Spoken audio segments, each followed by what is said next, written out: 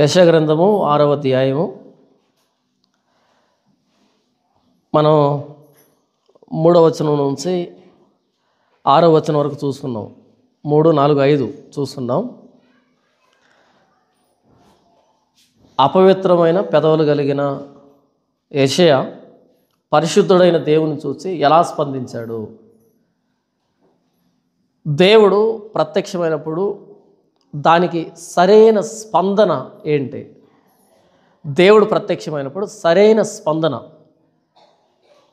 అది ప్రవక్త అయిన యెషయాలో మనం చూస్తాం.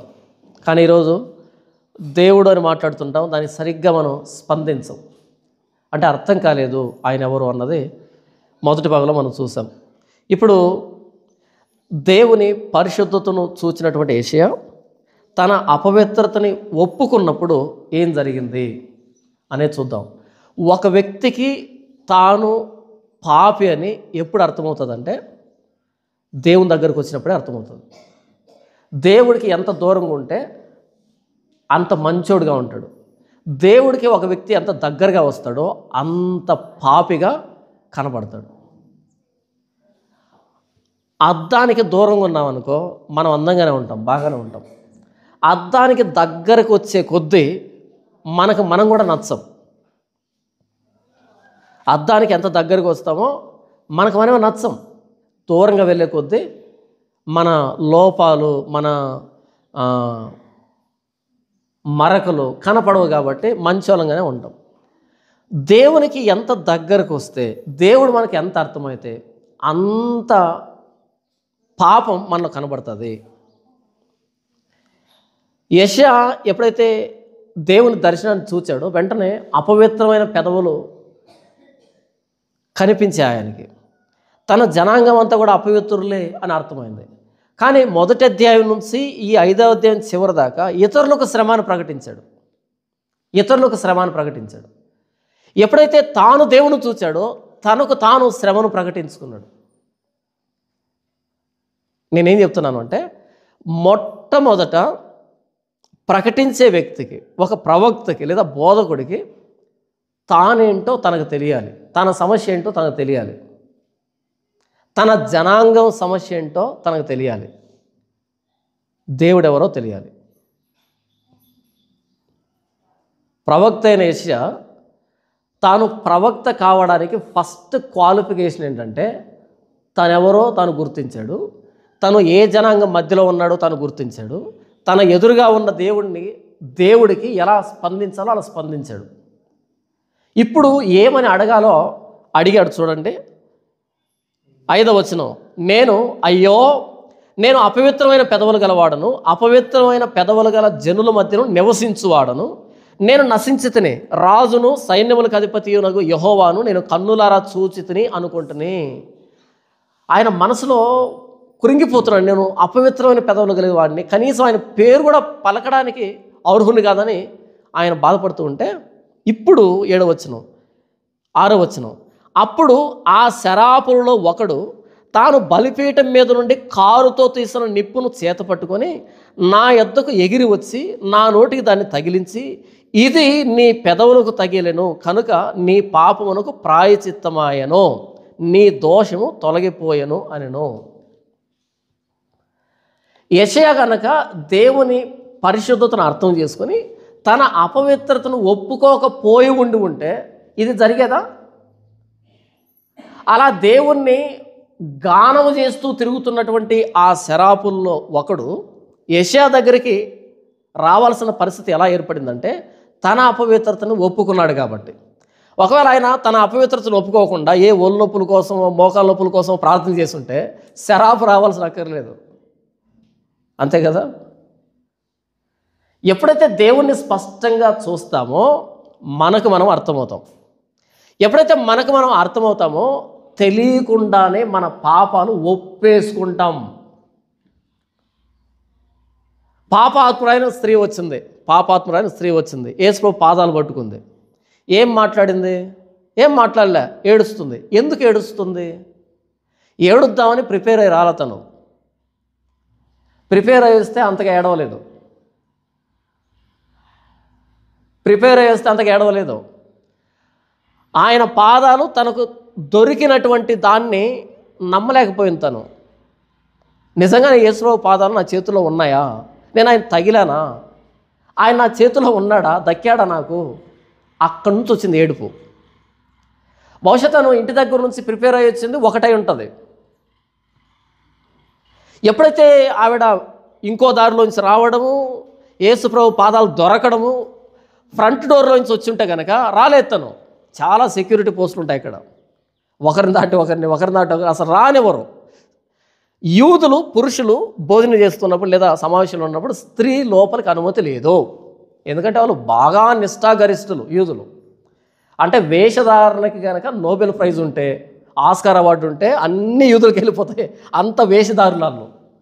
ఎందుకని ఏమో ఆవిడ అపవిత్రంగా ఉందేమో, ఆవిడ తగిలితే మా భక్తి ఏమైనా పోతుందేమో, అంత నిష్ఠ ఉంటారు వాళ్ళు.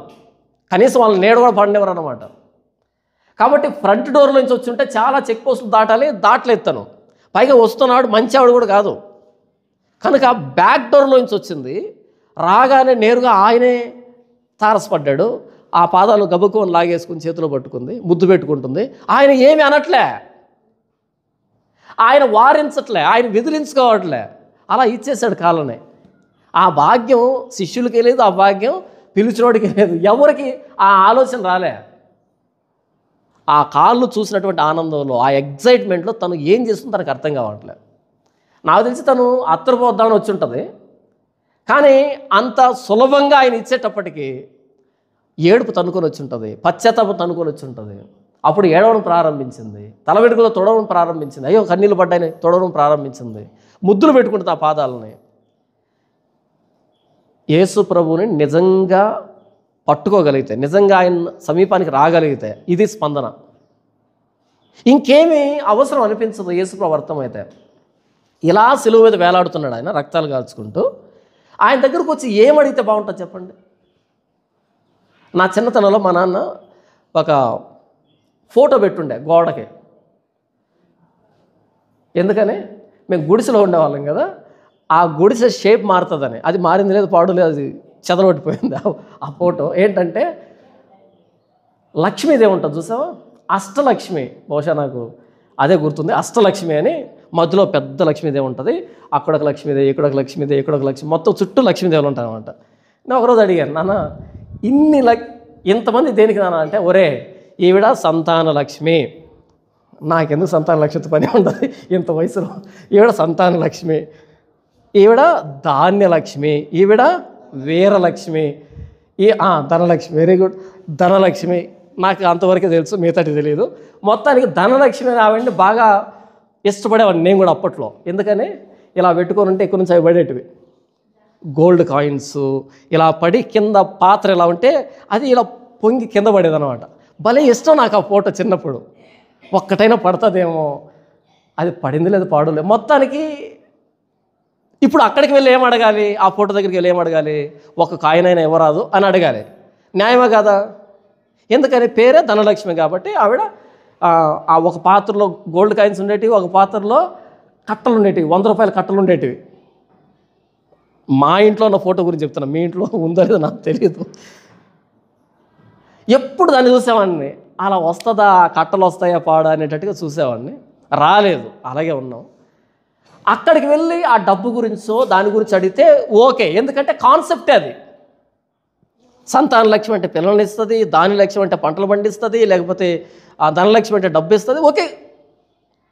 కానీ యేసుప్రభు ఎప్పుడైనా ఇలా పెట్టుకొని ఇక్కడ నుంచి ఆ కిరణాలు పడుతూ, ఆ కిరణాల నుంచి 500 రూపాయల కట్టలు, లేకపోతే గోల్డ్ కాయిన్స్, లేకపోతే వజ్ర వైడూర్యాలు పడుతూ ఉన్నట్టుగా ఆ పాత్ర నిన్నట్టుగా ఎప్పుడైనా చూసారా మీరు? ఒకవేళ అలా చూస్తే కనుక ఇమ్మీడియట్గా చింపిపడండి ఆ ఫోటోని. యేసుప్రభు అలా ఉండడు, ఇలా ఉంటాడు ఆయన. చేతుల్లో మేకులు కొట్టుంటాయి, రక్తాలు గారుతూ ఉంటాయి, తల మీద ముళ్ళ కిరీటం ఉంటుంది, కాళ్ళలో మేకులు ఉంటాయి, పక్కన బల్లెం పోటు ఉంటుంది, ఒళ్ళంతా గాయాలు, రక్తాలు గార్చుకుంటూ ఉంటాడు ఆయన. ఈ మధ్య ఫోటో చూసాను యేసుప్రభుది. ఇలా ఉంటాడు సిలువ మీద. ఇదిగో ఇక్కడ ఒక మేకు ఉంటుంది, లైట్గా ఎర్రగా ఒక ఇంకి పెట్టారు అలా. ఇక్కడ ఒక మేకు ఉంటుంది, లైట్గా రెడ్ కలర్ వేశారు. కాళ్ళలో మేకు ఉంటుంది, లైట్గా ఒక ఎర్ర కలర్ వేశారు. ఇక్కడ ఒక చిన్న గాయం అలా గిచ్చినట్టు ఉంటుంది, 2 డ్రాప్స్ ఇలా పడుతూ ఉన్నట్టుంటాయి. సారీ, ఆయనగా అది యేసుప్రభు అలా ఉండడు, అంత ప్లెయిన్గా, అంత ఏమంటారు స్వచ్ఛంగా ఉండదు ఆయన బాడీ. మరి ఎవరు గీశారో ఏ మహానుభావుడికి ఆ థాట్ వచ్చింది నాకు తెలియదు. కానీ ఇక్కడ ఒక మేకు కొంచెం ఎరుపు రంగు మరి అయిపోయిందేమో ఇంక నాకు తెలీదు, కొంచెం కొంచెం పెట్టాను అనమాట. ఇక్కడ ఒక బల్లెం పొడిస్తే 2 డ్రాప్సే ఎలా ఉంటాయి, 2 డ్రాప్స్. మిగతా అంతా ఎలా ఉంటాడంటే తెల్లగా నిగనిగలాడిపోతూ ఉంటాడు, చాలా అందంగా ఉంటాడు. ఇక్కడ ముళ్ళ కిరీటం ఉంటుంది, ఒక్క డ్రాప్ ఇలా వచ్చి ఉంటుంది. యేసుప్రభు అలా ఉండడు, ఆయన శరీరం దున్నబడింది. మనం అతన్ని చూచి అపేక్షించినట్లుగా అతని ఎందుకు స్వరూపం కానీ సొగసు కానీ లేదంటే సొగసుగా గీశారు చిత్రాన్ని. సొగసు కానీ స్వరూపం కానీ లేదు అతన్ని చూసి మనం అపేక్షించడానికి. వ్యసనాక్రాంతుడుగా తయారయ్యాడు. అసలు చూచి గుర్తుపట్టలేనంతగా అయిపోతే ఆయన, మన వాళ్ళు ఎలా గీశారు బొమ్మల్ని, ఎంత హ్యాండ్సమ్గా ఉంటాడో, ఎంత గ్లామర్గా ఉంటాడో. ఆర్సీఎంల పుణ్యం ఇదంతా. యేసుప్రభుని ఎలా చూపించకూడదు అలా చూపించారు ప్రపంచానికి. నేనే చెప్తున్నా, ఇంతకీ యేసుప్రభు ఇలా ఉంటాడు, మేకులు కొట్టుబడి రక్తాలు కాచుకుంటూ ఉంటాడు. ఆయన దగ్గరికి వచ్చి ఏమడిగితే బాగుంటుంది, ఏం కోరితే బాగుంటుంది. ఇలా ఉండి గోల్డ్ కాయిన్స్ పడుతూ ఉంటే మాకు గోల్డ్ కాయిన్ ఇవ్వంటే ఓకే, సరిపోయింది. వాళ్ళు గీసిన కాన్సెప్ట్కి వీళ్ళు అడిగిన కోరిక సరిపోయింది. ఇలా ఉన్నోడి దగ్గరకు వచ్చి ఏమడగాలి, ఏమడుగుతున్నాం? యాత్రికుని ప్రయాణం పుస్తకంలో ఆ యాత్రికుడు ప్రయాణం చేస్తూ వస్తాడు. అంటే ఆ పాప భారాన్ని, ఆ మూటని, పాప భారాన్ని వీపు మీద వేసుకొని నడవలేక నడుస్తూ మొత్తం ప్రయాణం చేసి వస్తాడు. చిట్ట చివరి క్లైమాక్స్ సీన్ ఏంటంటే ఆ కల్వరి కొండ మీదకి వస్తాడు. రాగానే యేసుప్రభు శిలువ మీద వేలాడుతూ ఉంటాడు. దాన్ని చూడగానే ఈ బ్యాగ్ దానికి అంతటికి అదే తెగిపోయి అలా కింద పడి దొర్లుకుంటూ ఒక లోయలో పడిపోతుంది వెళ్ళి.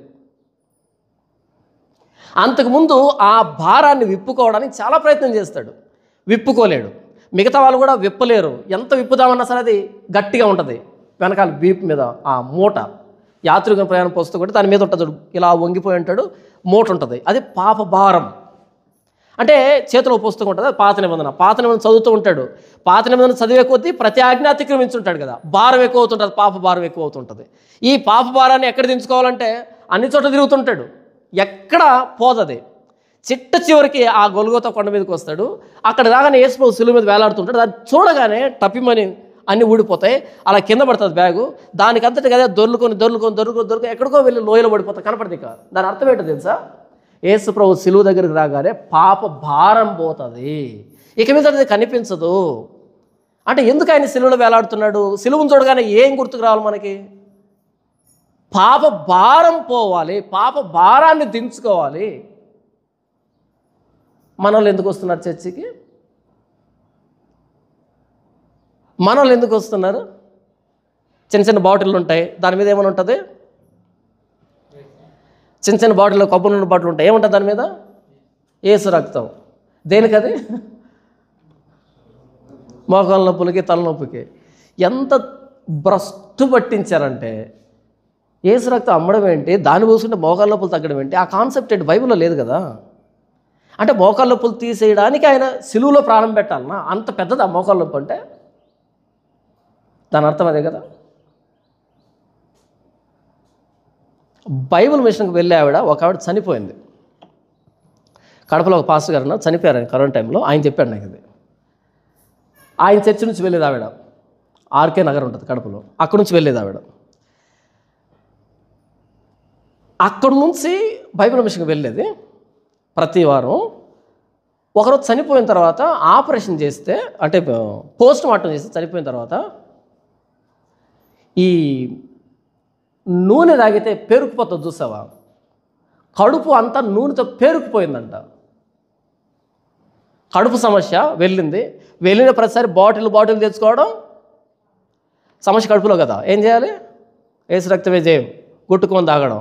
ఎక్కువ అవుతుంది నొప్పి, మళ్ళీ తాగడం. తాగి కడుపు పేరుకుపోయిందంట నూనెతో. పోస్ట్ మార్టంలో ఇంత నూనె ఎందుకు తాగింది అని అడిగారు వాళ్ళు డాక్టర్లు. ఇంత నూనె ఎందుకు తాగింది ఏం చెప్పాలి? పరువు పోలే? చచ్చిపోయింది రోగంతో కాదు, రోగం తగ్గుతుందని నూనె తాగి చచ్చిపోయింది. కడుపులో నొప్పి ఉన్నప్పుడు నూనె వేసుకున్నాం అనుకో, తగ్గుతుందో ఎక్కుతుందో చెప్పండి? మనలో అనమాట. ఎంత సిగ్గు తెచ్చేటువంటి తలవంపులు తీసుకొచ్చే సందర్భం కదా. కడుపులో బాధకి నూనె తాగితే ఎలా పరిష్కారం వస్తుంది తెలియదు తనకి.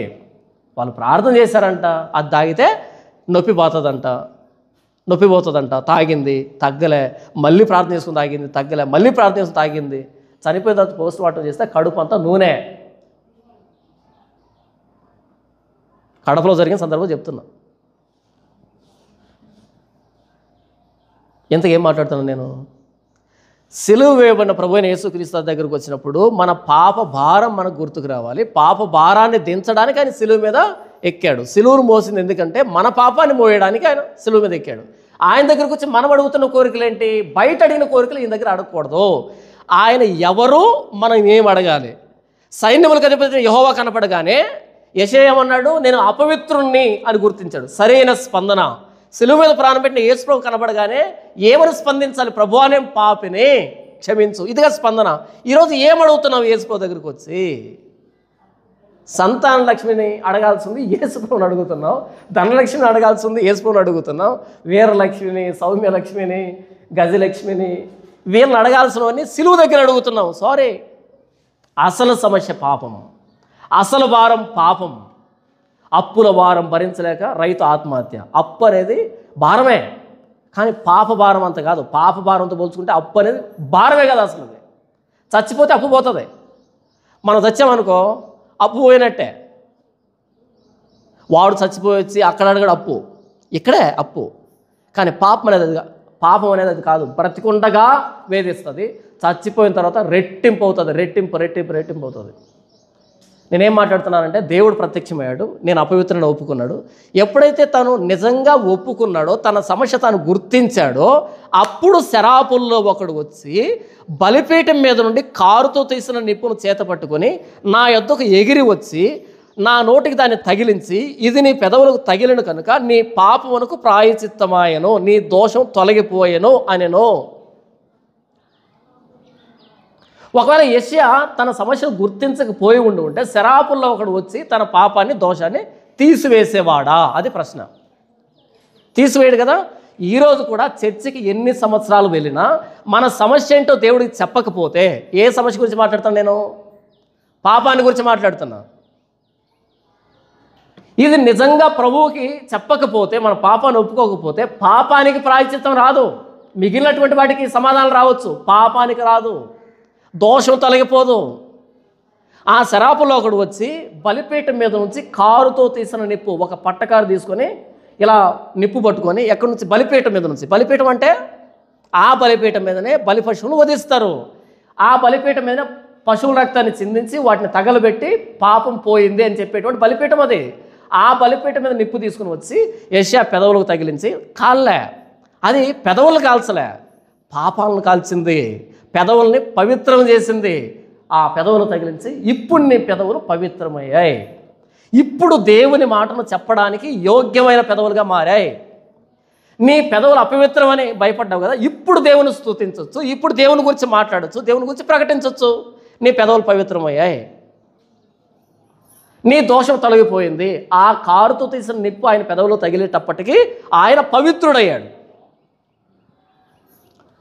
ఇప్పుడు చూడండి ఏం రాయబడిందో. ఎప్పుడైతే దోషం పోయిందో 8వ వచనం, అప్పుడు నేను ఎవని పంపెదను, మా నిమిత్తము ఎవడు పోవునని ప్రభువు సెలవీయగా వింటిని. అంతవరకు ఈ ప్రశ్న రాలే. ఇంతకు దేవుడు ఎందుకు ప్రత్యక్షమయ్యాడు యెషయాకి? ఉజ్జియా మరణించాడు. సింహాసనం మీద ఉండాల్సిన ఉజ్జియా కుష్ఠరోగి అయి చచ్చిపోయాడు. ఇశ్రాయేలుని ఎవరు పరిపాలించాలి? నేను ఇశ్రాయేలు రాజుని. ఆయన ప్రత్యక్షమయ్యాడు. ప్రత్యక్షమై నా పక్షాన ఎవడు వెళ్తాడు సమాజానికి? ప్రతివాడు అరకాలు మొదలుకొని నన్నెత్తి వరకు స్వస్థత కొంచెం కూడా లేదు. ఎక్కడ చూసినా దెబ్బలు, గాయములు, పచ్చిపుండ్లు, అవి కట్టబడలేదు, పిండబడలేదు, తైలంతో మెత్తన చేయబడలేదు. వీళ్ళందరినీ బాగు చేసేది ఎవరు? వీళ్ళందరికీ ప్రకటించేది ఎవరు? రాజు పోయాడు కదా. ఇప్పుడు అసలైన రాజు, సైన్యములకు అధిపతి యెహోవా మా నిమిత్తం ఎవడు పోతాడు అని అడుగుతున్నాడు. ఎప్పుడు అడుగుతున్నాడు? ఆయన పెదాలని పవిత్రం చేసిన తర్వాత అడుగుతున్నాడు, చేయకముందు కాదు.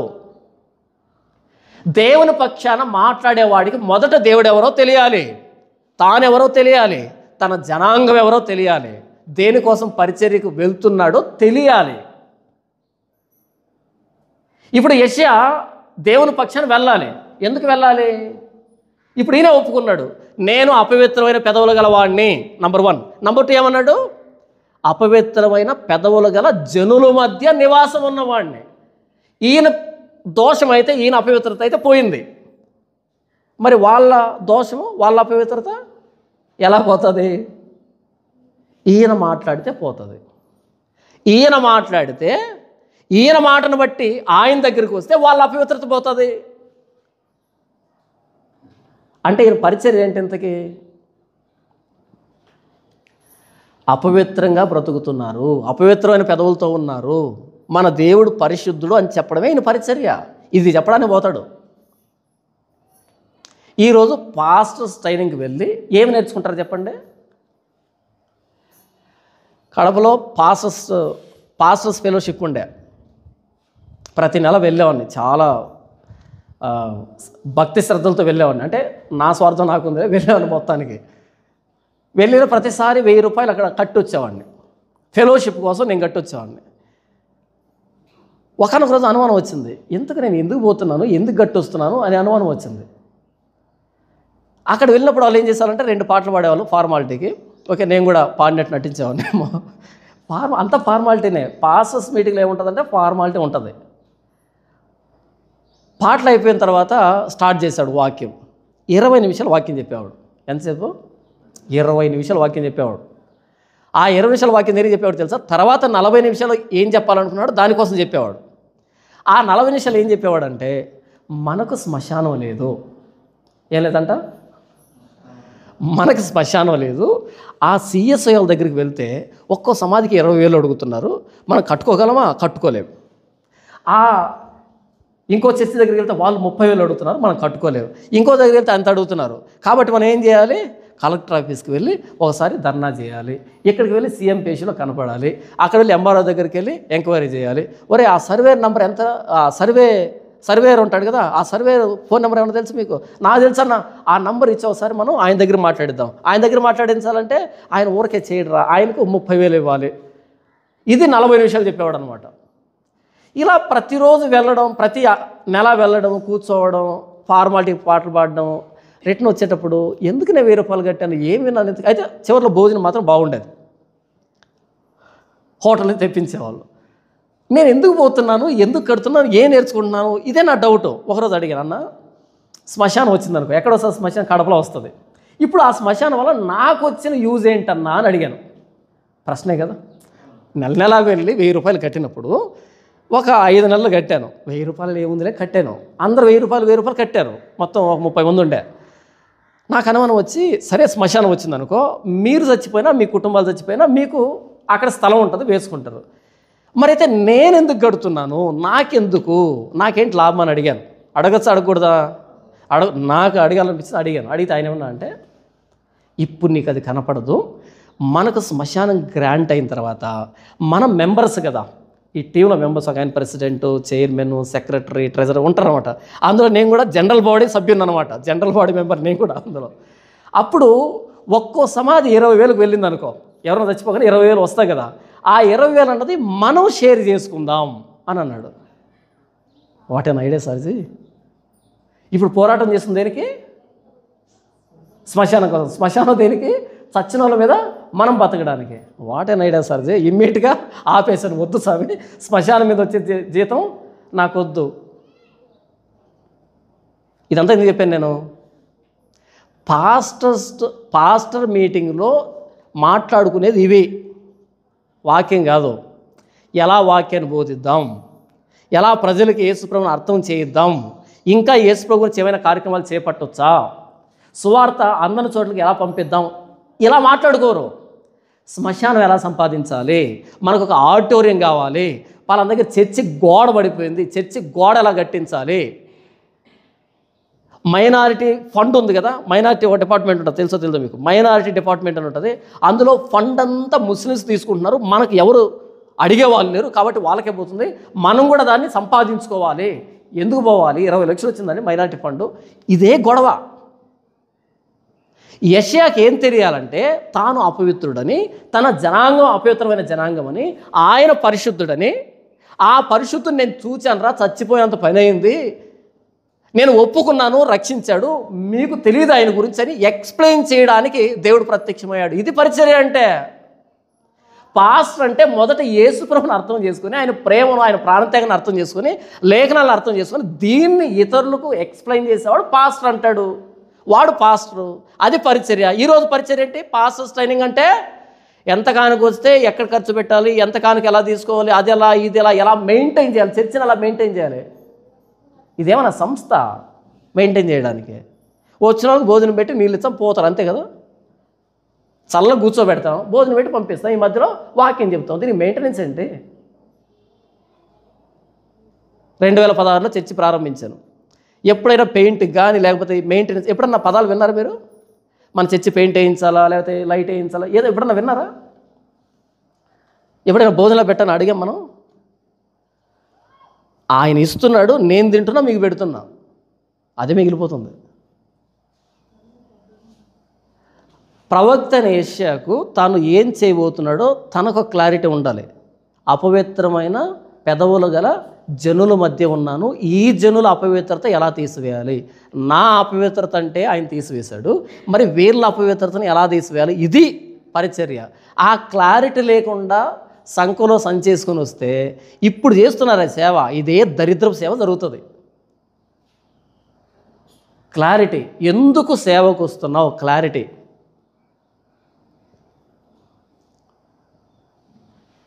తర్వాత అడగండి, చర్చి కట్టలే, చర్చి ఎప్పుడో భవిష్యత్తులో కడతాం, ఇంకా చర్చి కట్టాలి, కడతాము ఆ ఆలోచన కూడా రాలే, మొత్తానికి పరిచర్య స్టార్ట్ చేస్తాం.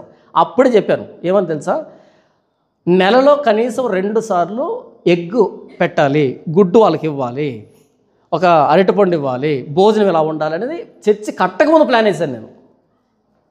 తర్వాత అడగండి, నెలలో ఒక్కసారి అని చికెన్ పెట్టాలి, నా వైపు నుంచి నేను ఏం చేయాలి చర్చిలో అనేది అప్పుడు ప్లాన్ వేసుకున్నా. ఎందుకు ఇదంతా? కుటుంబం కదా చర్చ్ అంటే, కుటుంబ సభ్యులు కదా, వాళ్ళు యేసుప్రభువుని నమ్ముకొని వచ్చారు, మనంతా కలిసి భోజనం చేయాలి, ఎలా ఉండాలి, భోజనం ఎలా ఉండాలని చర్చి కట్టకముందు ప్లాన్ వేసుకున్నాను నేను. అక్కడ సానిపాయలో చర్చి ప్రారంభించినప్పుడు మీరు చూడలే, ఒకవేళ తెలుసుంటే మీరు ఇప్పుడు అసూయపడి ఉండేవాళ్ళు. ఒక చేతిలో భోజనం, ఒక చేతిలో వాళ్ళకి ఫ్రూట్స్, బిస్కెట్లు ఎన్ని తెచ్చామని తెలుసా? భోజనం వాళ్ళకి ఏమంటారు, కమలా పండ్లు, అరటి పండ్లు, లడ్డు, మిక్చరు అన్నీ ఇచ్చి పంపించాను ఒక్కొక్కరికి. ఏదో చర్చికి వస్తే వాళ్ళకి ఏదో పండగ వెళ్ళినట్టుగా ఉండేది పరిస్థితి. అందరికీ ఏమంటారు, డబ్బు ఇచ్చాను ముసలోళ్ళకి. ఎందుకో తెలుసా? జస్ట్ ఫ్యామిలీ, మనమంతా ఫ్యామిలీ, కుటుంబం నా దగ్గర ఉంది, తీసుకోండి, అంత ముచ్చటగా చేశాను అప్పట్లో. ఇప్పుడు ఎక్కువైందిలే, అంటే ఎక్కువ మంది జనాభా అయ్యారు. నేనేం చెప్తున్నాను, ఇంతకీ పరిచర్య అంటే చేసేది, చేయించుకునేది కాదు. మనం ఎందుకు వస్తున్నాం పరిచర్యకి అనే క్లారిటీ ఫస్ట్ మనకు ఉండాలి. మనం ఎందుకు వస్తున్నాం పరిచర్యకి? ప్రవక్త అయిన యెషయాకు ఆ క్లారిటీ వచ్చింది. ఇప్పుడు తాను పరిచర్య ఎలా చేస్తాడు?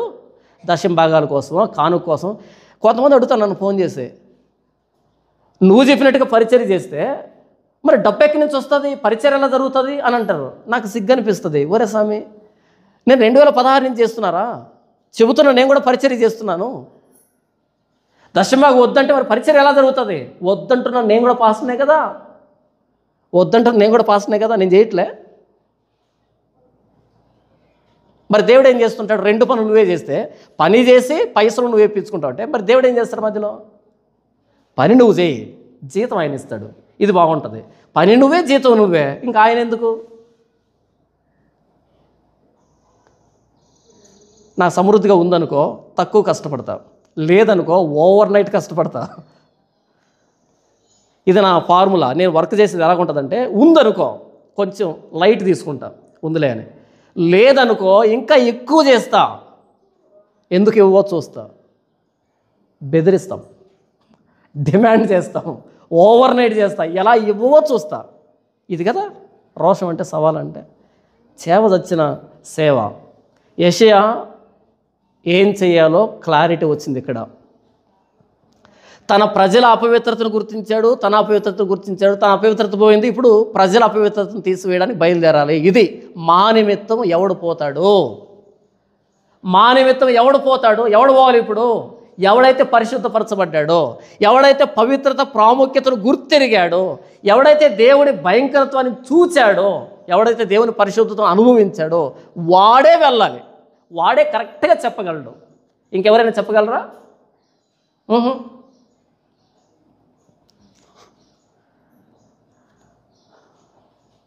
చాలా బైబిల్ కాలేజెస్ ఉన్నాయి ప్రపంచంలో. బైబిల్ కాలేజీ నుంచి ఒక రోషం కలిగినటువంటి ప్రవక్త బయటికి రాడు, పాస్టర్ బయటికి రాడు. ఎందుకంటే నేర్చుకుంటారు, వాళ్ళు అనుభవించరు. కానీ బైబిల్ కాలేజీకి వెళ్ళాలి, బైబిల్ నేర్చుకోవాలి, నేను కాదనలే. కానీ నేర్చుకున్నది నిజ జీవితంలో మనం ఆ రోషాన్ని కలిగి ఉండలేము. దేవుడు అర్థం కావాలి వాడికి, వాడు నిజంగా పరిచయం చేయగలుగుతాడు. వాడికి అర్థం కావాలి దేవుడు, వ్యక్తిగతంగా పర్సనల్గా ఎక్స్పీరియన్స్ ఉండాలి దేవునితో, పర్సనల్గా వాడు అనుభవించాలి. అలా దేవుని పర్సనల్గా అనుభవించిన వాడు అప్పుడు బైబిల్ ట్రైనింగ్ చేయాలి. ఆ నాలెడ్జ్ వీడు రోషం రెండు కలిస్తే అప్పుడు పరిచయం స్టార్ట్ అవుతుంది. కానీ అలాగది ఇప్పుడు పరిచయకు వస్తున్నది. ఏదో బైబిల్ కాలేజీకి వెళ్ళడం, సర్టిఫికేట్ తెచ్చుకోవడం, ఒక బ్రాంచ్ చూసుకోవడం, ఇక్కడ ఓకదమ్ముడు ప్రసంగాలు చేసుకుంటున్నాడు. ఉపయోగం లేదు. అప్పుడు నేను ఎవరిని పంపేదను, మా నిమిత్తం ఎవడు పోవునని ప్రభువు సెలవీయగా వింటని. అంతట నేను చిత్తగించుము, నేను ఉన్నాను, నన్ను పంపుము అనగా, ప్రభువా నేనున్నా, నేను వెళ్తా. ఆయన పంపించడానికే ఇంత ప్రిపరేషన్ జరిగింది. ఆయనకు ఆ అవసరత తెలియడానికే ఇంత ప్రిపరేషన్ జరిగింది. దేవుడు ప్రత్యక్షం కావడం, ఈ శరాపులు, గడపకమ్ములు, పునాదులు అదిరిపోవడం, ఆ మేఘం, ఇదంతా కూడా, ఈ శబ్దం అంతా కూడా ఆయన ప్రిపేర్ చేయడానికే, ఆయనకు అర్థం చేయించడానికే. నేను వెళ్తా. ఇప్పుడు యెషయా పరిచర్య చూడండి ఎలాగుంటుందో. 9వ వచనం, ఆయన నీవు పోయి ఈ జనులతో ఇట్లనుము. ప్రసంగం చూడండి, మీరు నిత్యము వినుచుందురు కానీ గ్రహింపకుందురు, నిత్యము చూచుచుందురు కానీ తెలుసుకొనకుందురు. వారు కన్నులతో చూచి, చెవులతో విని, హృదయముతో గ్రహించి, మనసు మార్చుకుని స్వస్థత పొందకపోవునట్లు ఈ జనుల హృదయం క్రొవ్వ చేసి, వారి చెవులు మందపరిచి, వారి కన్నులు మూయించుమని చెప్పెను. పరిచర్య చూసారా? ఇంకొకసారి చదువుతాను, చాలా జాగ్రత్తగా వినండి. నెగిటివ్ పరిచర్య ఇది నెగిటివ్ మినిస్ట్రీ. ఇది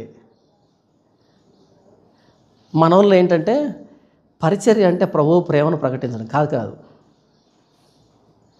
ప్రభువు ప్రేమను ప్రకటించాలి, ప్రభువు కోపాన్ని ప్రకటించాలి, ప్రభువు తీర్పును ప్రకటించాలి, ఆయన న్యాయాన్ని ప్రకటించాలి, పరిశుద్ధతను ప్రకటించాలి. చాలా విషయాలు ఉంటాయి. ఒకటి ఒక పరిచర్య కాదంట. 4 మంచి మాటలు చెప్పరాదు అంటే మిగతాటి మంచివి కాదా? చూడండి ఎలా ఉందో అక్కడ. నీవు వెళ్ళి ఏం ప్రకటిస్తావంటే, మీరు నిత్యము వినుచుందరు కానీ గ్రహింపకుందరు, నిత్యము చూచుందరు కానీ తెలుసుకొనకుందరు. అంటే ఏంటో తెలుసా? మీరు చెవులున్న చెవిటోళ్ళు, కళ్ళున్న గుడ్డోళ్ళు అని చెప్పమంటున్నాడు. మీరు చెవులున్న చెవిటోళ్ళు, కళ్ళున్న గుడ్డోళ్ళు. బాగుందా ప్రసంగం? యేసుప్రభు ప్రసంగం ప్రతిసారి అంటాడు, వినుటకు చెవులు గలవాడు వినుడుగాక. అది ఎంత వెటకారమో తెలుసా? అంటే వింటున్న వాళ్ళకి, అంటే మాకు చెవులు లేవా? నీ ఉద్దేశం ఏంటి? నా మాట ఎవరికైతే అర్థమవుతుందో వాడికి నిజంగా చెవులు ఉన్నట్టు అని అర్థం ఆయన మాట్లాడింది. అర్థం కాకపోతే చెవిటోళ్ళలోనే రోషం వచ్చే మాట అది. వినుటకు చెవులు గలవాడు వినుడు కాకంటే నా మాట మీకు అర్థం కాకపోతే మీకు చెవులు లేనట్టు అన్నాడు. మీరు చెవిటోళ్ళు, నా మాట అర్థం కావాలంటే దేవుడిచ్చిన చెవులై ఉండాలి, ఈ చెవులు సరిపోవు. చాలాసార్లు కోపపడ్డారు, అదేంటి అలా మాట్లాడతావు? ఇక్కడ అదే అంటున్నాడు, మీరు వింటూ ఉంటారు కానీ గ్రహింపరు, చూస్తూ ఉంటారు కానీ తెలుసుకోరు. అంటే చెవులున్న చెవిటోళ్ళు, కన్నులున్న గుడ్డోళ్ళు మీరు. తర్వాత అధ్యాయంలో ఉంటుంది, చెవులుండి బదిరులైన వారు తీసుకుని రండి, కన్నులుండి గుడ్డి వారిని తీసుకుని రండి అని మాట్లాడతాడు. చెవులుండి బదిరులు చెవిటోళ్ళు, కన్నులుండి గుడ్డి వారిని తీసుకుని రండి, ఇదే అక్కడ మాట్లాడతాడు. ఇలా ప్రసంగం చేస్తే ఒప్పుకుంటారు ఎవరన్నా? యెషయాకి ఇచ్చినటువంటి పరిస్థితి అది. వారు కన్నులతో చూచి, చెవులతో విని, హృదయంతో గ్రహించి, మనసు మార్చుకొని స్వస్థత పొందకపోవునట్లు ఈ జనుల హృదయం క్రొవ్వ చేసి వారి చెవులు మందపరిచి వారి కన్నులు మూయించుమని చెప్పాను. ఇది గోల్. వాళ్ళు చెవులున్న చెవిటోళ్ళు, కన్నులున్న గుడ్డోళ్ళు. కాబట్టి ఏం చేస్తాడు, నువ్వు వెళ్ళి వాళ్ళు హృదయంతో గ్రహించకుండా, చెవులతో వినకుండా, కన్నులతో చూడకుండా, మనసు మార్చుకొని స్వస్థత పొందకుండా ఈ జనుల హృదయం క్రొవ్వ చేయి, ఇంకా క్రొవ్వ పెట్టు, ఇంకా గుడ్డోళ్ళు చేయి, ఇంకా కఠినాత్మలు చేయి మాట్లాడుతున్నాడు. ఎందుకు అంటే వాళ్ళు ఇక విని వెనక్కి వచ్చే కండిషన్లో లేరు. ఇప్పుడు యెషయా ప్రకటిస్తే విని వెనక్కి వచ్చే కండిషన్ లేరు. వాళ్ళు ఏమైతే చేయాలనుకుంటున్నారో అదే చేస్తూ ముందుకెళ్తుంటారు, ఏదైతే చూడాలనుకో అదే చూస్తూ ఉంటారు. యెషయా ప్రవచిస్తే మరలా బ్యాక్ వచ్చే కండిషన్ లేదు. ఇలా వాళ్ళకు వాళ్ళే మందపరుచుకొని కఠినంగా తయారవుతూ ఉంటే ఒక 100 సంవత్సరాలకి తీర్పు వస్తుంది అనుకో. 100 సంవత్సరాలకి తీర్పు వస్తుంది. అబ్రాహాముతో ఏమన్నాడు దేవుడు? అమోరీయుల అక్రమము ఇంకనూ సంపూర్ణం కాలేదు కాబట్టి నీ 4వ తరం వారికి ఈ దేశాన్ని ఇస్తా అన్నాడు. అంటే అమోరీయుల అక్రమం ఎప్పుడు కంప్లీట్ అవుతుంది? 400 సంవత్సరాలకి. అమోరీయుల అక్రమం అన్నది 400 సంవత్సరాలకి ఫినిష్ అవుతుంది. అలా వీళ్ళు కూడా, ఇశ్రాయేళ్ళు కూడా వాళ్ళు మనసు కఠినపరుచుకొని, చెవులు మందపరుచుకొని, హృదయాన్ని క్రొవ్వ చేసుకొని అలా మూర్ఖంగా ప్రవర్తిస్తూ వెళ్తున్నారు. ఇలా ఒక 500 సంవత్సరాలకి వాళ్ళ పాపం అనేది సంపూర్ణమైపోయి పూర్తిగా దేశాన్ని నాశనం చేస్తాడు. అయితే ఇప్పుడు దేవుడు ఏం చేస్తున్నాడంటే యెషయాను పంపించి, యెషయా 500 సంవత్సరాలు అయితే చాలా లాంగ్ పీరియడ్, అది కాదు దాన్ని 100 సంవత్సరాలు చేయలేవు అని అంటున్నాడు. 500 సంవత్సరాల తర్వాత బబులోనీయులు వచ్చి వీళ్ళని నాశనం చేస్తారు. అలా కాదు, 100 సంవత్సరాలకే వాళ్ళు కఠినాత్ములు కావాలి. అంటే 400 సంవత్సరాలు ముందే కొట్టేసేయాలి వాళ్ళు. 50 బాల్లో సెంచరీ కాస్త 10 బాల్లో కొట్టే బ్యాట్స్మెన్ లేడా? నేనున్నా ప్రభు, అయితే తీసుకో బ్యాటు. ఏం చేస్తావు? 400 సంవత్సరాలు మిగలబెట్టి 100 సంవత్సరాలకి వీళ్ళ పాపాలు పరిపూర్ణమయ్యేటట్టుగా చేయాలి. అది విషయం. ఇప్పుడు అర్థమైంది కదా? చూడండి. వారు కన్నులతో చూచి, చెవులతో విని, హృదయంతో గ్రహించి మనసు మార్చుకొని స్వస్థత పొందకపోవునట్లు ఈ జనుల హృదయం క్రొవ్వ చేసి వారి చెవులు మందపరిచి వారి కన్నులు మూయించుమని చెప్పాను. ఇక్కడ దేవుడు అన్యాయస్తుగా కనబడుతున్నాడా? దేవుడు కన్నులు మూయించలే, దేవుడు హృదయాన్ని క్రొవ్వ చేయలే, దేవుడు చెవులు మూయించలే, దేవుడు వారిని మొండోలుగా చేయలే. ఆల్రెడీ చెవిటోళ్ళు, ఆల్రెడీ గుడ్డోళ్ళు, ఆల్రెడీ మూర్ఖులు. అయితే దాన్ని స్పీడప్ చేయమన్నాడు, ఇంకా స్పీడప్ చేయమని చెప్పాడు. ఇది పరిచర్యనా? ఎంతకి ఎలాంటి పరిచర్య చేశాడు అంటే, వాళ్ళు పాపం చేస్తున్నారు. యెషయా వెళ్ళి వాక్యం చెప్పాడు, వీళ్ళకు రోషం వచ్చింది. మళ్ళీ వాక్యం చెప్పాడు, మళ్ళీ రోషం వచ్చింది. మళ్ళీ వాక్యం చెప్పాడు, మళ్ళీ రోషం వచ్చింది. మళ్ళీ వాక్యం చెప్పాడు, మళ్ళీ రోషం వచ్చింది. అంటే యెషయా వాక్యం చెబుతున్న కొద్దీ వాళ్ళు ఇంకా కఠినంగా తయారవుతున్నారు. అది విషయం. అంటే వాళ్ళ పాపాన్ని వాళ్ళు పెంపు చేసుకుంటున్నారు. దేవుడు వారిని మందపరచలే, వాళ్ళు ఆల్రెడీ మందులు ఇంకా ఎక్కువ చేసుకున్నారు. వాళ్ళు ఆల్రెడీ కఠినాత్ములు ఇంకా కఠినంగా మారారు. దేవుడు కఠినపరచలే, కఠినాత్ముల్ని ఇంకా కఠినపరచాడు. ఎందుకని? తీర్పు తొందర రావాలి కాబట్టి. 400 సంవత్సరాలు అంటే చాలా కష్టం, 100 సంవత్సరాలు తీసుకొచ్చాడు. అది విషయం.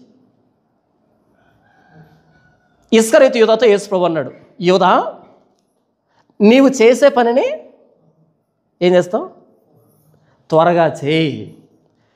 ఈ బేరసారాలన్నీ మాట్లాడుకోవద్దు, ఎంత ఇష్టం తీసుకొని పటపట కానిచ్చేసాయి అన్నాడు యేసు ప్రభు. అది విషయం.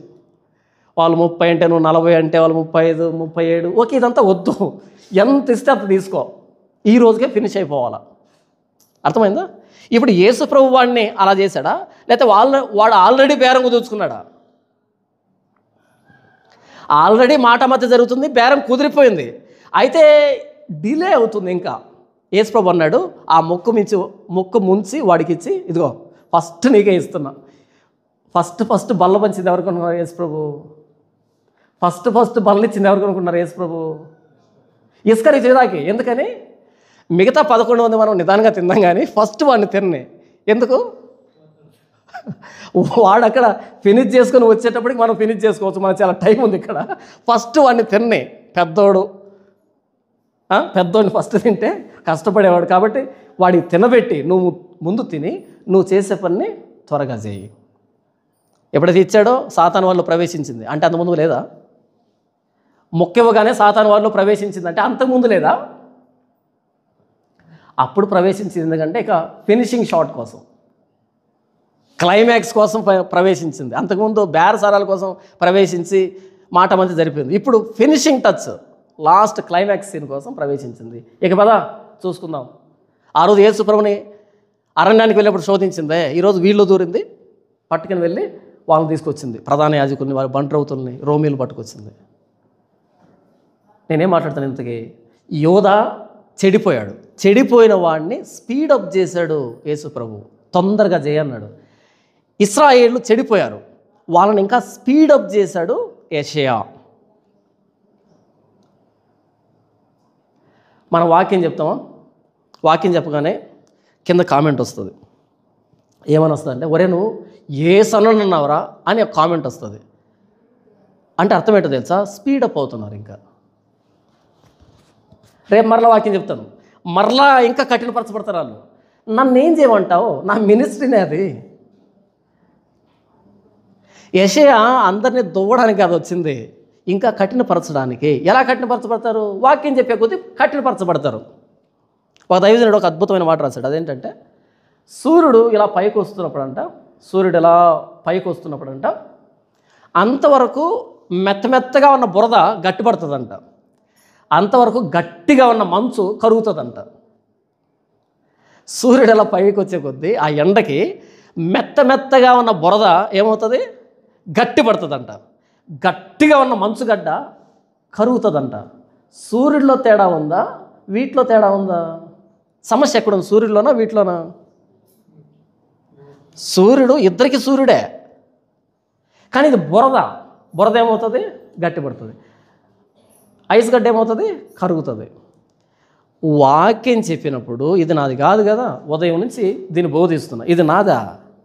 మనం ఏమన్నా రాసుకున్నామా?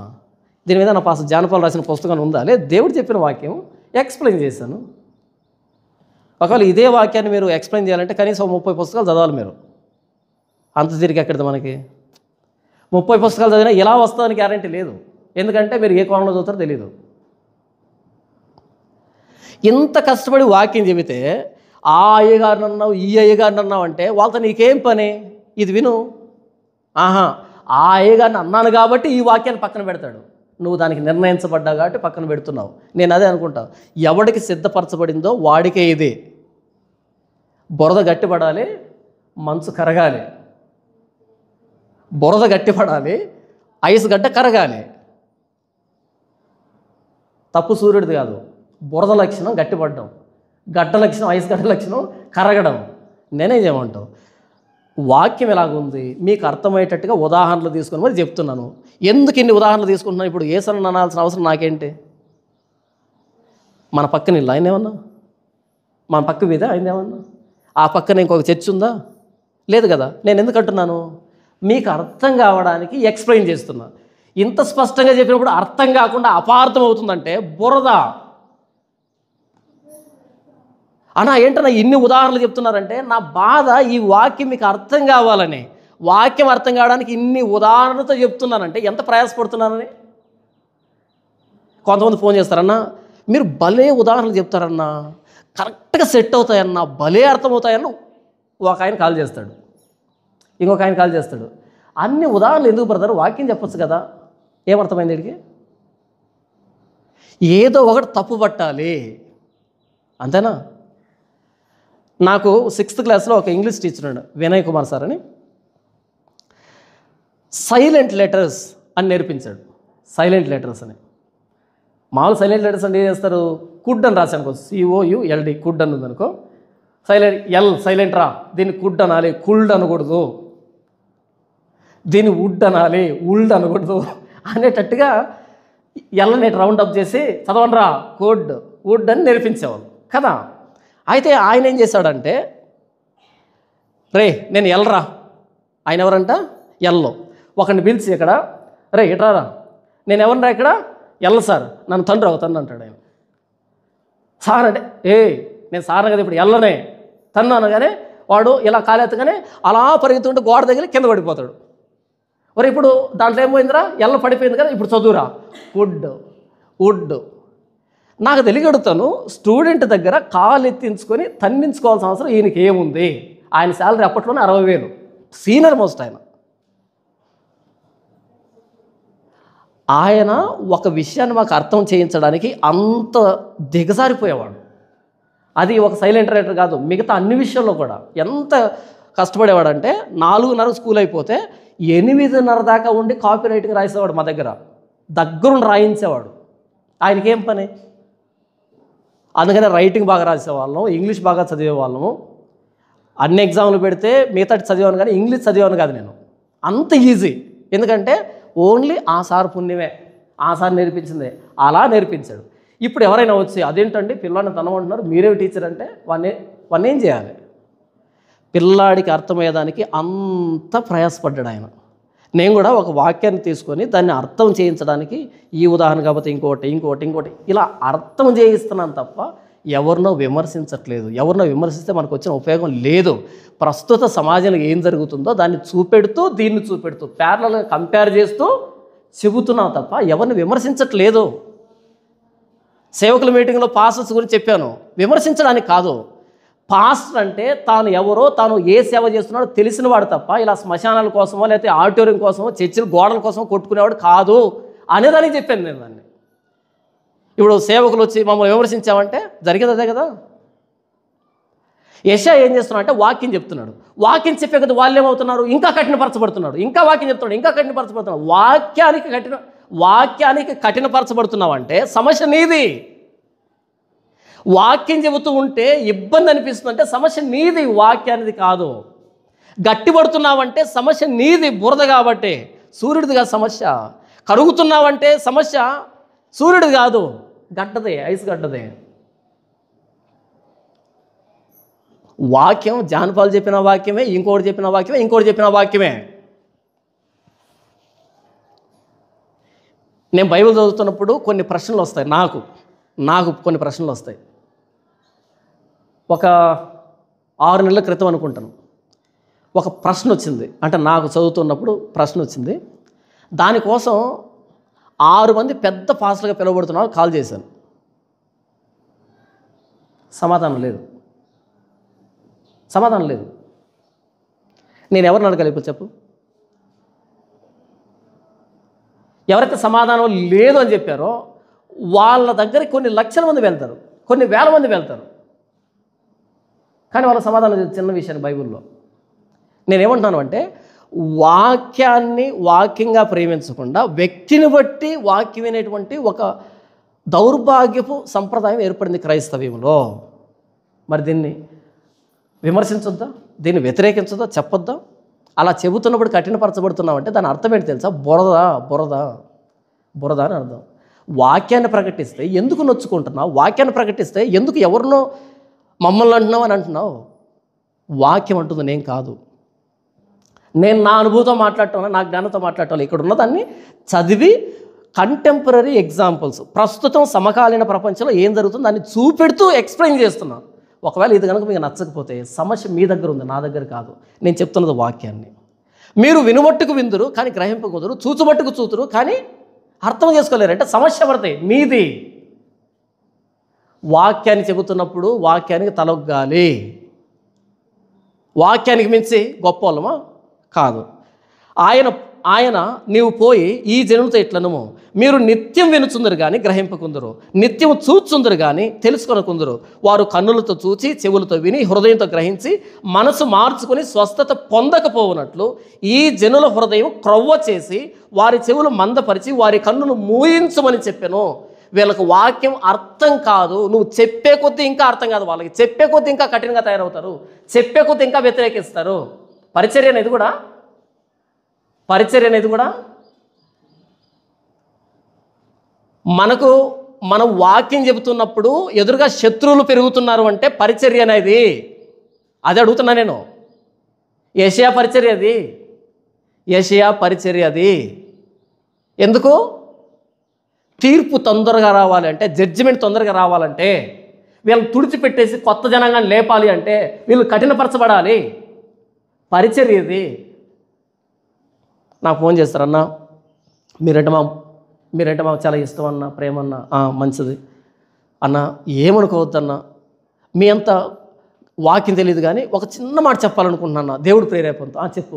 ఎక్కడికి వచ్చి అవుతారు నాకు తెలుసు, చెప్పు అంటే, అన్న ఏం లేదన్నా, 10 మంది మిమ్మల్ని 10 మాటలు అంటూ ఉంటే మాకు బాధ అనిపిస్తుందన్నా.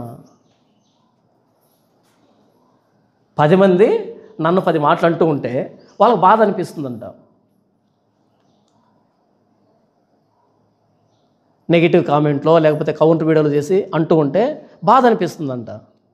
ఎందుకు అనిపిస్తుంది? యెషయా గ్రంథం 6వ అధ్యాయం అర్థం కాలేదు కాబట్టి. యెషయా గ్రంథం 6వ అధ్యాయం అర్థం కాలేదు కాబట్టి నాకెప్పుడు బాధ అనిపించలే. ఎందుకు బాధ అనిపించదంటే తెలుసు నాకు నేను తీసుకున్న పరిచర్య ఏంటి, నాకు అవుట్పుట్ ఏమొస్తుంది నాకు తెలీదా? నాకు తెలీదా? ఎద్దుకు లాలాలు కొట్టేవాళ్ళు నా చిన్నప్పుడు. తెలుసా మీకు? ఎద్దుకు లాలాలు కొట్టేవాళ్ళు. లాలా అంటే తెలుసా? ఎద్దు గిట్టలకి ఇనపట్టి పెట్టి చీలలు కొడతారు. అటు కొట్టేటప్పుడు ఇలా లాక్కుంటుంది కాళ్ళని. ఆవిడ యజమాని భలే బాధపడతాడు, ఎద్దుకు ఏదో నొప్పి తగిలిందని. ఆయన మాత్రం అసలు పట్టించుకోడు, కొడుతూనే ఉంటాడు. అన్న కొంచెం చిన్నగా అంటే నాకు తెలియదు, ఎక్కడ చిగురుందో ఎక్కడ గట్టి ఉందో నాకు తెలియదు అని అంటాడు ఆయన. మరి ఎన్ని ఎద్దులు కొట్టలేదు లాలాలు, దానికి కొత్త కాబట్టి దాన్ని చివుకమంటుంది. అది కొడితేనే గిట్ట బాగుంటుంది. ఎన్ని లాలాలు కొట్టలేదు, ఎన్ని ఎద్దులు చూడలేదు. అవి చివుకుమన్నాయని నేనేమన్నా కష్టపెట్టడానికి వచ్చానా? కాదు. లూకాసు వార్త 2వ అధ్యాయము 33వ వచనం చూడండి. యోసేపును ఆయన తల్లియో ఆయన గురించి చెప్పబడిన మాటలు విని ఆశ్చర్యపడిరి.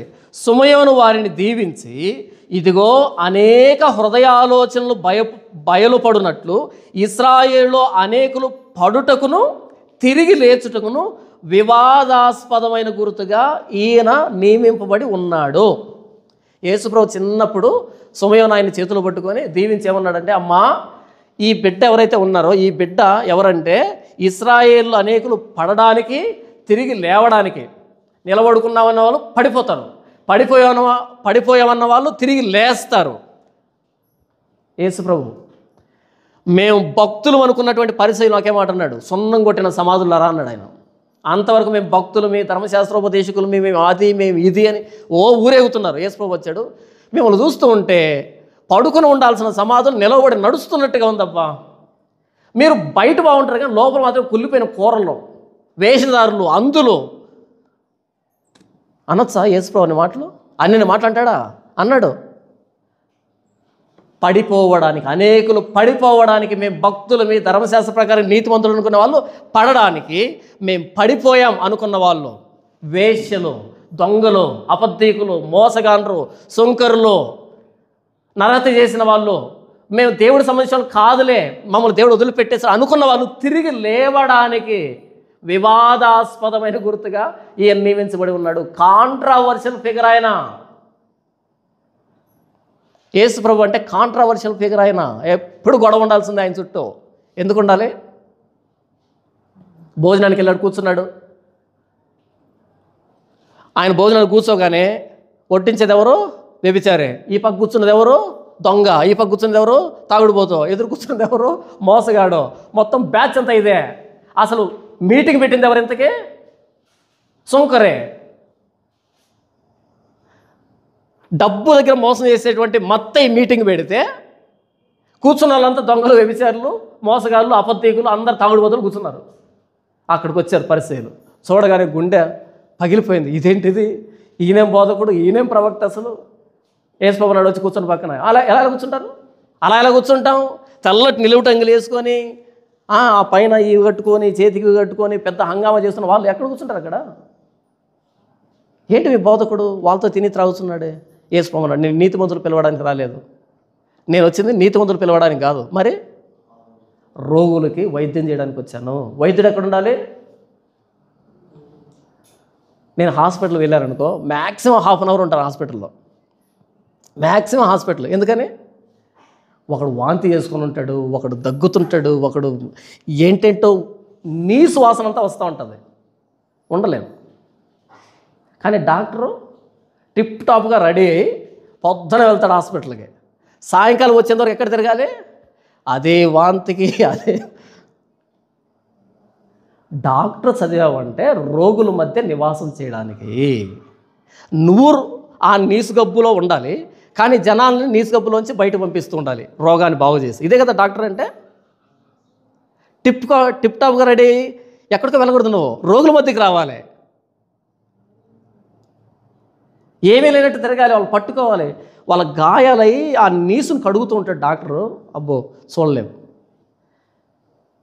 డాక్టర్ వృత్తది. నేను రోగులకి వైద్యుణ్ణి. నేను నీతిమంతులు పిలవడానికి రాలే, అనీతిమంతులు పిలవడానికి వచ్చాను. పాపుల కోసం వచ్చిన పరమ వైద్యుణ్ణి. మరి నేను ఎక్కడ కూర్చోవాలి భోజనం చేయడానికి? మీరు నీతిమంతులు అనుకుంటున్నారు కదా, శభాష్, అక్కడే కూర్చొని పైన. నేను డాక్టర్ని, రోగుల మధ్య కూర్చుంటాను. వివాదాస్పదమైన గుర్తు యేసు ప్రభు. మనోళ్ళు ఏమంటారు తెలుసా? అన్న మన గొడవలు ఎందుకన్నా? ఒరే బాబు, క్రిస్టియానిటీ అంటేనే గొడవల్లో పెరుగుతుంది. అది క్రైస్తవమైన మొక్క, దానికి నీళ్ళే గొడవలో. మీకు తెలియట్లేదు ఆ విషయం. క్రైస్తవమైన మొక్క పెరిగేదే వివాదంలో పెరుగుతుంది. అది ఫస్ట్ సెంచరీ నుంచి స్టార్ట్ చేసుకోండి. వివాదాల్లో వర్తిల్లుతుంది. అది వివాదాలు లేకుండా సైలెంట్గా ఉందనుకో పెరగదు. అది క్రైస్తవుకున్న లక్షణం. అది ఎంత ప్రతికూలత వస్తే అంత పెరుగుతుంది. అది ప్రతికూలత లేదనుకో అక్కడే ఉంటుంది, పెరగదు. అది మరగుజ్జులాగా ఉంటుంది.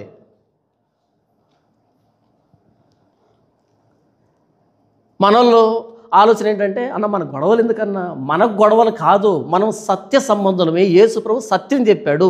దీన్ని చెప్పినప్పుడు సత్యాన్ని వ్యతిరేకించి అందరూ మీదకి వస్తారు.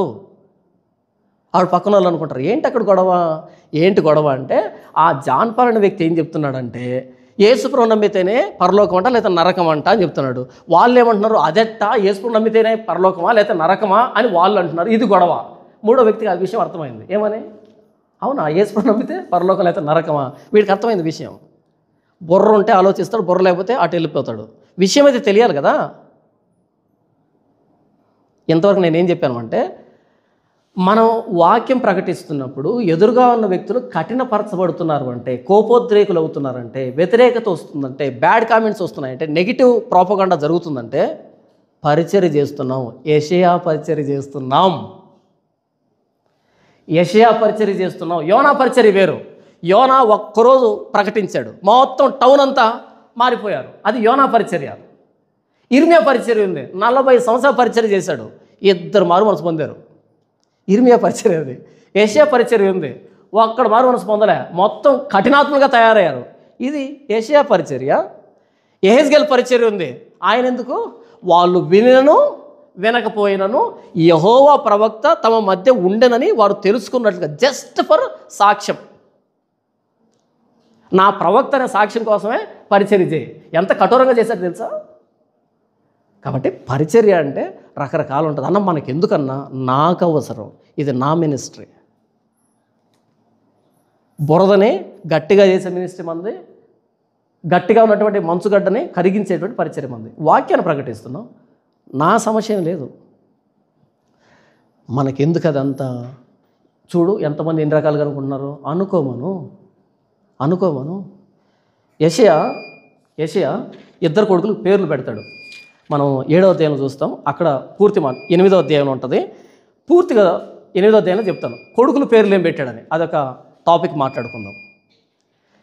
ఒక పేరు చదివి వినిపించడం ఎందుకైనా మంచిది. 8వ అధ్యాయం 3వ వచనం. 8వ అధ్యాయం 3వ వచనం. నేను ప్రవక్త యొద్దకు పోతుని, భార్య దగ్గరికి వెళ్ళాడంట. ఆమె గర్భవతి కుమారుని కనగా యెహోవా అతనికి మహేరుషాలాల్ హాష్బజ్ అని పేరు పెట్టు. కొడుకు పేరు ఏంటి? మహేరుషాలాల్ హాష్బజ్. 2 నంబర్ ఉందా? ఆ 2 నంబర్కి చూడండి, అర్థం చూడండి. త్వరితముగా దోపుడగును, ఆతురముగా కొల్ల పెట్టబడును, తొందరగా నాశనం అని పెట్టాడు పేరు. ఒరే మహేర్షాలాల్ హాష్బజ్ అని పిలిచాడు, అర్థం ఏమని తెలుసా? ఇస్రాయేలుకు తొందరగా నాశనం, ఇట్రారా అని పిలుస్తున్నాడు. ఇస్రాయేలుకు తొందరగా నాశనం, ఇలా రా అని 2వ కొడుకు పేరు. ఇదే పేరు అంటే ఆయన ఫ్యామిలీ అంతా అదే పరిచర్యలో ఉన్నారు. కొడుకులు కానీ భార్య కానీ అంతా అదే పరిచర్యలో ఉన్నారు. వాక్యం చెబితే నీకు కోపం వస్తుందంటే నన్ను ఏం చేయమంటావు? వాక్యం చెప్పడం మానేయాలనా? ఒక ఆయన వచ్చాడు, అంటే అనుకోకుండా కలిశాడు ఆయన. ఒక మీటింగ్కి వెళ్ళాను. ఆ మీటింగ్కి వెళ్ళగానే ఇలా చూస్తున్నాడు. నాకు అర్థమైంది విషయం. అంతా అయిపోయిన తర్వాత నేరుగా వచ్చి చేతులు పట్టుకొని, నిన్ను చూస్తుంటానబ్బా, డిబేట్లు చేస్తావు, అది చేస్తావు. అయితే పెద్దవాడికి ఒక మాట చెప్తాను. చెప్పు. పెద్దవాడు చెప్పినా చిన్నవాడు చెప్పినా చివరికి వచ్చేది అక్కడికే. సరే చెప్పు, నాకు వేరే ఆప్షన్ కదా. ఏమన్నాడు అంటే, వాళ్ళు మనల్ని ఎందుకు అలా ప్రశ్న అడుగుతున్నారో తెలుసా అన్నాడు. ఎందుకు అన్నా, అవి కట్ చేసి మన క్రైస్తవం మీద బ్యాడ్ ప్రాపగాండా కోసం అని అన్నాడు.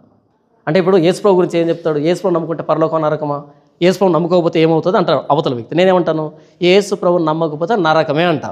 ఇప్పుడు ఏం చేస్తారు వాళ్ళు? కట్ చేసి చూసావా యేసుప్రభు ఎంత పరమ దుర్మార్గుడో అని ప్రాపగాండా చేస్తారు అని అన్నాడు.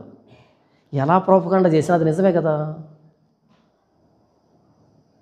యేసుప్రభు నమ్మకపోతే నరకం అని నేను చెప్పాను, దాన్ని కట్ చేశాడు. ఎక్కడ వాడినా సరే అది నిజమే కదా నేను మాట్లాడింది. యేసుప్రభు నమ్మితేనే పరలోకం లేకపోతే నరకం అని ఉంది, దాన్ని కట్ చేశాడు. జాన్ పాల్ చూడు ఎలా మాట్లాడుతున్నాడు, క్రైస్తవుడు ఎలా మాట్లాడుతావు, ఎన్ని చోట్ల తిప్పినా సువార్తలు అన్ని చోట్ల పంపించుకుంటున్నావు, టైటిల్ ఏం పెట్టినా సరే అది నిజమే ఆ స్టేట్మెంటు. అది విని యేసుప్రభు నమ్మకపోతే నరకమా ఎందుకు అని ఆలోచించేవాడు ఉంటాడు. ఏంటి నమ్మకపోతే నరకమా అని కోప్పడేవాడు ఉంటాడు. కోప్పడేవాడిని నేనేం చేయలేను, ఆలోచించేవాడిని నేనేం చేయలేను. మొత్తానికైతే ఆ మాట నిజమే, అది నీ ద్వారా వెళ్తుంది. నా మిషన్ కంప్లీట్ అయింది. నా ఛానల్లో తక్కువ మందికి రీచ్ అవుతుంది, నీ ఛానల్లో ఎక్కువ మందికి రీచ్ అవుతుంది. నువ్వు ఎంత తిప్పినా ఎంత టైటిల్ పెట్టినా నేను చెప్పింది నిజమే. యేసుప్రభు నమ్మకపోతే నరకమే ఎవడైనా సరే. ఎన్ని చోట్ల తిప్పుతావు, ఎన్ని లాంగ్వేజ్లు తిప్పుతావు, తిప్పుకో. ఇది ఏషియా పరిచర్య. బ్యాడ్ ప్రాపగాండాకి భయపడే పరిచర్య కాదు ఇది. ఇంకా నిన్ను కఠినపరిచే పరిచర్య ఇది. ఆల్రెడీ కఠినాత్ముడివి, ఇంకా కఠినపరచబడతావు. తప్పేంటి? ఇది ఏషియా పరిచర్య. చూడండి ఏం మాట్లాడతాడు ఇంకా 11వ వచనం.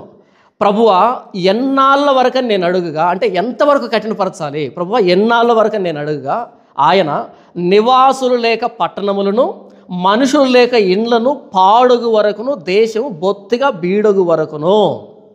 ప్రభువా ఎంతకాలం నేను పరిచర్య చేయాలి, ఎంతవరకు వీళ్ళని కఠినపరచాలంటే నివాసులు లేక పట్టణములను మనుషులు లేక ఇండ్లను పాడుగు వరకు దేశం బొత్తిగా బీడయ్యే వరకు ఈ పరిచర్య చేయాలి. జడ్జిమెంట్ వచ్చి అందరిని తీసుకుని పోయేంత వరకు ఈ పరిచర్య చేస్తూనే ఉండాలి. పరిచర్య ఇది. 12వ వచనం. యెహోవా మనుషులను దూరముగా తీసుకొని పోయినందున దేశంలో నిర్జనమైన స్థలములు విస్తారముగు వరకును ఇలాగున జరుగును.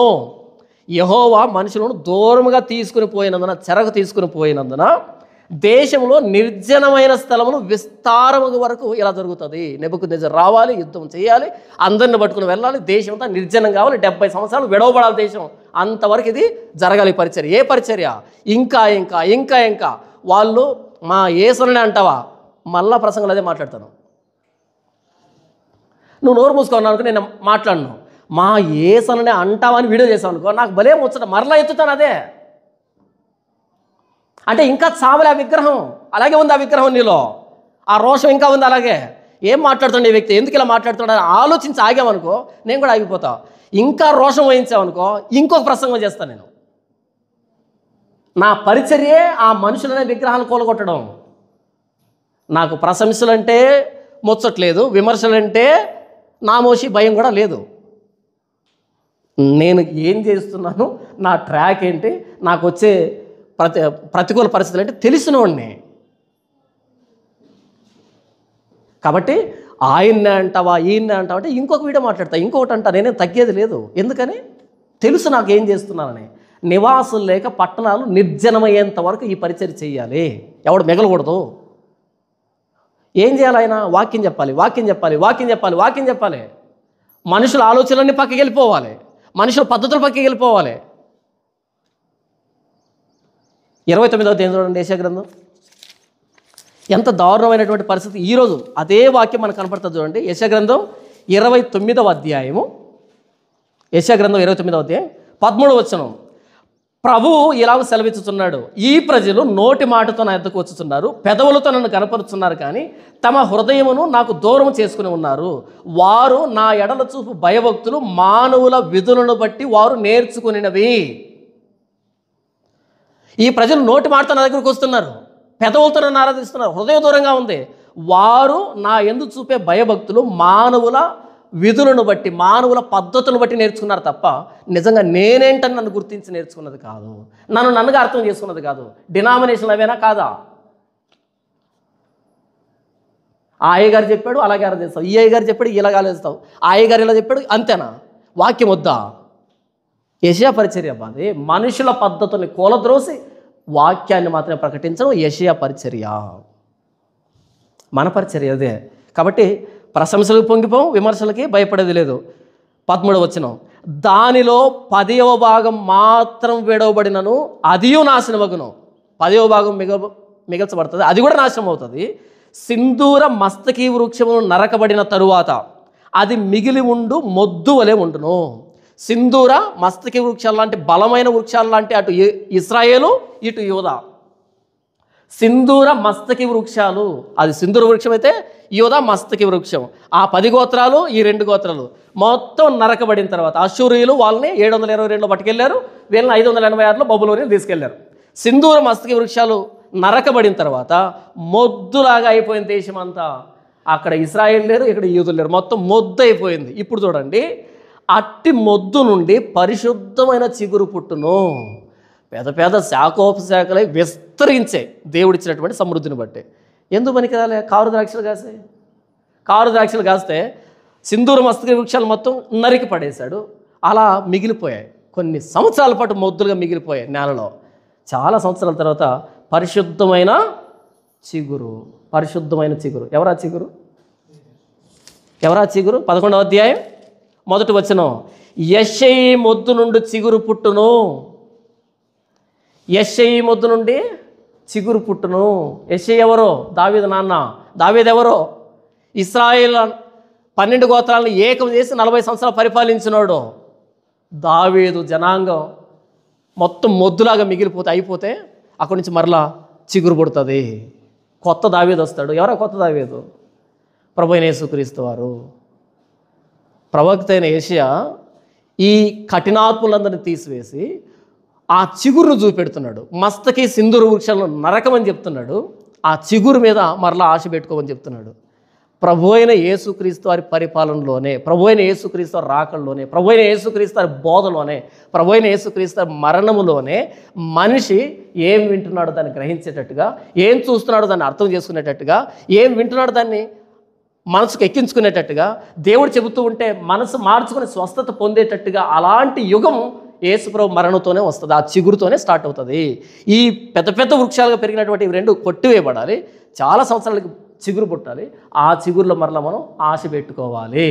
అంతవరకు ఈ సింధూర మస్తకి వృక్షాలను నరికి వేయబడేదానికి, ఆ గొడ్డలను చేత పట్టుకొని వచ్చేదానికి, ఇటు అష్షూరీయుల్ని ఇటు బబులోనీని వచ్చేదానికి వీళ్ళ కఠినత్వం పెంచడానికి పరిచర్య చేయాలి యెషయా. దేవుని పరిశుద్ధత ఎప్పుడు స్థాపించబడుతుందంటే వీళ్ళ పాపానికి శిక్ష విధించబడినప్పుడు. ఇరుగు పొరుగు రాజ్యాలని మాట్లాడుకుంటాయి. ఎందుకు ఆ 2 రాజ్యాలను దేవుడు ఖాళీ చేశాడు అంటే ఆయన పరిశుద్ధుడు కాబట్టి వాళ్ళు అపవిత్రంగా ఉంటే ఇతర దేశాలకు అప్పగించాడు. ఆయన పరిశుద్ధత ఘనపరచబడాలంటే శిక్ష రావాలి. అది యెషయా పరిచర్య. ఆయన పరిశుద్ధుడు అంటే ఈ ఇశ్రాయేలు భరిస్తూ ఉన్నాడు అనుకో, పరిశుద్ధుడు కాడాయన. కాబట్టి ఆయన పరిశుద్ధత గణపరచబడాలంటే వీళ్ళు ఇంకా కఠినాత్ములు కావాలి, ఆల్రెడీ కఠినాత్ములు కావాలి. అలా వాళ్ళకి శిక్ష విధించడం ద్వారా దేవుడు తాను పరిశుద్ధుడని ఇరుగు పొరుగు రాజ్యాల్లో వినపడాలి. సైన్యములకు అధిపతి యెహోవా పరిశుద్ధుడు, పాపాన్ని ఒప్పుకోడు అనేది అర్థం కావాలి. మీకు అర్థమవుతుందా? తర్వాత 70 సంవత్సరాల తర్వాత మరలా వచ్చిన వాళ్ళు, ఒకప్పుడు ఈ దేశాన్ని మనం ఎందుకు వదిలిపెట్టిపోయామంటే పాపం చేశాం కాబట్టి. మరలా ఎందుకు వచ్చామంటే దేవుడు చెప్పినట్టు బ్రతకాలి కాబట్టి. దేవుడు చెప్పినట్టు బ్రతకపోతే మరలా ఇంకో దేశానికి అప్పగిస్తాడు. దేవుని పరిశుద్ధత ఇరుగు పొరుగు రాజ్యాల్లోనూ వారిలోనూ స్థిరపరచబడాలి. అది యెషయా పరిచర్య. కాబట్టి ఎవరు ఎన్ని మాట్లాడుకున్నా, ఎవరు ఎన్ని అన్నా, మనం ఏం చేస్తున్నామో మన క్లారిటీ ఉండాలి, మనం ఏం బోధిస్తున్నామో మన క్లారిటీ ఉండాలి, మన జనాంగం ఏంటో మన క్లారిటీ ఉండాలి. ఆ మాత్రం ఉంటుంది. ఏది?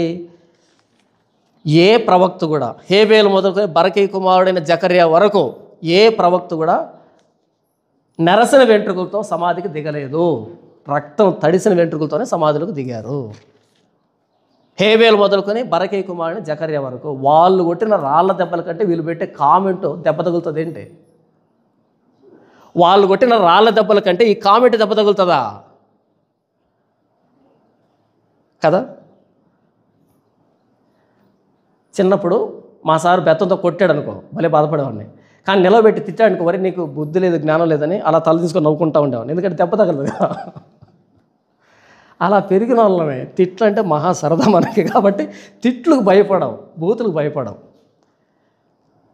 తెలుసు ప్రవక్తలకి రాళ్ళ దెబ్బలు తగిలే. ఏం తప్పు చేశారని? వాక్యం చెప్పారని. ఏం తప్పు చేశారని? వాక్యం చెప్పారని. ఇప్పుడు చూడండి, మత్తయి సువార్త 13వ అధ్యాయం ముగించేస్తాను. మత్తయి సువార్త 13వ అధ్యాయము, మత్తయి సువార్త 13వ అధ్యాయం 13వ వచనం నుంచి, ఇందు నిమిత్తము నేను ఉపమాన రీతిగా వారికి బోధించుతున్నాను. ఉపమాన రీతిగా అంటే ఉదాహరణలు తీసుకొని. అన్నా ఎందుకన్నా కల్వరి టెంపుల్ సతీష్ కుమార్ గురించి ఉపమానం అబ్బా, అర్థం కావాలి కదా. ఎందుకన్నా యేసన్న గురించి ఉపమానం అబ్బా, అర్థం కావాలి కదా, పోల్చాలి కదా, ఎలా అర్థమవుతుంది? ఇందు నిమిత్తము నేను ఉపమాన రీతిగా వారికి బోధించుతున్నాను. ఈ ప్రజలు కన్నులారా చూసి, యేసుప్రభు దగ్గరికి శిష్యులు వస్తారు. యేసుప్రభు ఏమంటాడు? పులిసిన పుండిని గురించి జాగ్రత్త అంటాడు. వీళ్ళు అనుకుంటారు మనం రొట్టెలు తేవడం మర్చిపోయాం, అందుకే పిండి గురించి మాట్లాడుతున్నాడు. ఓరే నాయన, నేను చెప్పింది పిండిని గురించి కాదు, పరిసయ్యులనే పిండిని గూర్చి, పులిసిన పిండిని గూర్చి. అంత డైరెక్ట్గా మాట్లాడతాడు యేసు ప్రభు. మాట్లాడతాడు. ఇప్పుడు ఉంటే సోషల్ మీడియాలో వీడియో కట్ చేసి పెట్టేవాడు ఆయన. హేరోదని ఆ నక్కతో ఇలా చెప్పండి, నక్క అంటాడా? మరి అంటాడు, పేరు పెట్టి చెప్తాడు. దొంగ ఎవడో చెప్పకపోతే మనం ఎలా జాగ్రత్త పడతాం? వీడు దొంగ అని ఫోటో పెడితేనే పోలీస్ స్టేషన్లో కానీ, బస్ స్టేషన్లో కానీ, రైల్వే స్టేషన్లో కానీ పెడితేనే మిగతా వాళ్ళు చూసి ఓహో వీడు దొంగ, జేబున అలా కాచి పెట్టుకుంటారు. లేకపోతే వెచ్చలు వీడు తిరుగుతారు. వెయిట్లే ఈనాడులోను, వార్తలోను, సాక్షిలో వెయిట్లే, పెద్ద పెద్ద ఫోటోలు వెయిట్లే, వీడు టెర్రరిస్టు, వీడు దొంగ, వీడు హంతకుడు, వెయిట్లే. అలా పేరెత్తి మాట్లాడకూడదు బ్రదర్. ఎవరు బ్రదర్ చెప్పారు? ఎవరు చెప్పారట? ఇందు నిమిత్తం నేను ఉపమాన రీతిగా వారికి బోధించున్నాను.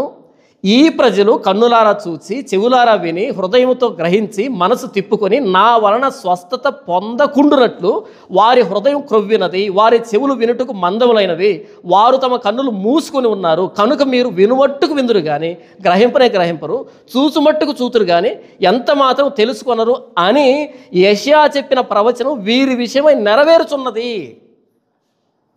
అంటే యేసుప్రభు పరిచర్య కూడా అదే అన్నమాట. ఏది? యేసుప్రభు ప్రసంగం చేసిన ప్రతిసారి చప్పట్ల కొట్లే, రాళ్ళు ఎత్తుకున్నారు.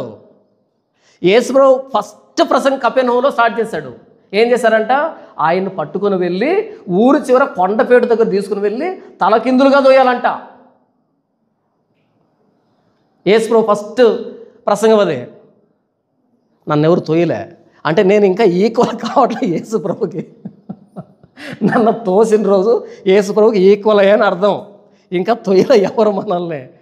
అప్పుడు యేసుప్రభు తప్పించుకుని వెళ్ళాడు. తర్వాత ప్రసంగం చేశాడు, రాళ్ళు ఎత్తుకున్నారు. తర్వాత ప్రసంగం చేసి రాళ్ళు ఎత్తుకున్నాడు. చివరికి లాస్ట్ ఫైనల్ టచ్ ఏంటో తెలుసా? మనిషి కుమారుడు మేఘారుడై రావడం మీరు చూస్తారు, వెంటనే పరాజింపుకొని ఇక సాక్షులతో పని అంటే ఎక్కించండి మీరు సిలువ, అంతే. అది ఫైనల్ టచ్. ఎందుకని? యెషయా పరిచర్య ఇది. యెషయా చెప్పినప్పుడు ఎలా కఠినపరచబడ్డారో యేసుప్రభు చెప్పినప్పుడు కూడా అలాగే కఠినపరచబడ్డారు. అందుకే ఈ వచనం కోట్ చేస్తున్నాడు. అక్కడ చదివిందే కదా ఇక్కడ చదివింది మనం. అని యెషయా చెప్పిన ప్రవచనం వీరి విషయమే నెరవేరుచున్నది. ఇప్పుడు కూడా అలాగే ఉన్నారు జనాలు, మారట్లేదు. యేసుప్రభు ఏం చెప్పాడో, యెషయా ఏం చెప్పాడో యేసుప్రభు బోధిస్తున్నా సరే సేమ్ రిజల్ట్. ఎందుకని? ఈయన కదా పురమాయించింది యెషయా గ్రంథంలో ఆయన్ని. పురమాయించినోడు, ఆ పురమాయించబడినోడు చెప్తేనే వాళ్ళు రివర్స్ అయితే, పురమాయించినోడు చెప్తే ఇంకా తీవ్రత ఎక్కువ ఉంటుంది కదా. అందుకే యేసుప్రభు పరిచర్యలో రాళ్ళు ఎక్కువ కనపడతాయి మనకి. యేసుప్రభు పరిచర్యలు ఏముంటాయి? రాళ్ళు ఎక్కువ కనపడతాయి, చప్పట్లు కనపడవు.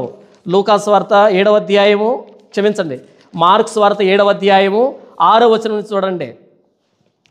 మార్క్స్ వార్త 7వ అధ్యాయం, మార్క్స్ వార్త 7వ అధ్యాయము 5 నుంచి.